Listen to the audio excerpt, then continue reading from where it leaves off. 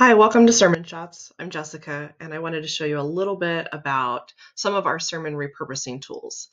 Today's video is about our discussion guides. So once you have a video uploaded that you want to work with, you'll click on it and it will pop open some options. One of those is going to be that discussion guide.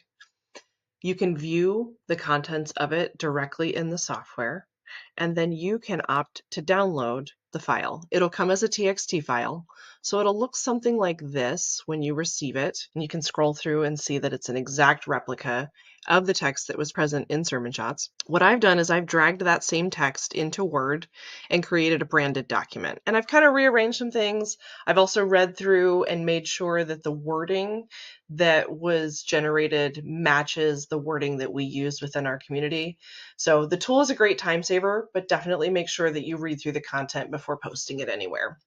So with that, the discussion guide starts with a title of the sermon and then a summary. Next, it actually goes into an opening prayer, but I prefer the key verses a little bit above, so I've done some reordering of the content. The prayer that is shared in the discussion guide is actually based on the content of your sermon, as so is the icebreaker question. Before heading into 8 questions around the content of your sermon. There's also a life application, which is kind of the way forward with the information that you've each shared and discussed. It can also be a setup for your next conversation. So in Sermon Shots, it's called Life Application. I change it on my small group documentation. So now, how do we live? There's also going to be a list of key takeaways, and you can use these to develop an expansion of the content. You can also use them directly on your social media if you care to.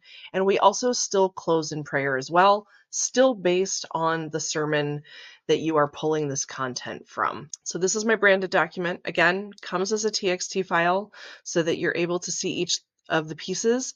And like I showed in my particular branded document, I go ahead and bring these key verses up underneath of the summary before I go into the introductory prayer and icebreaker. But you can lay out your document any way you care to. And again, if you only want a piece of it, you can grab something directly from here, copy and paste. Sometimes with the discussion questions, I'll copy just one of these and create a standalone engagement graphic for our social. I will make the graphic, but I will grab the question out of Sermon Shots.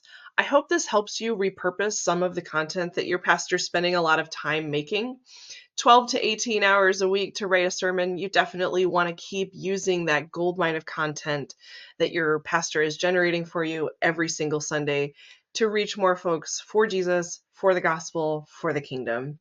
Thank you so much for sitting with me today to take a look at Sermon Shots discussion guide, and do let us know if you need anything. Contact@sermonshots.com. Thanks.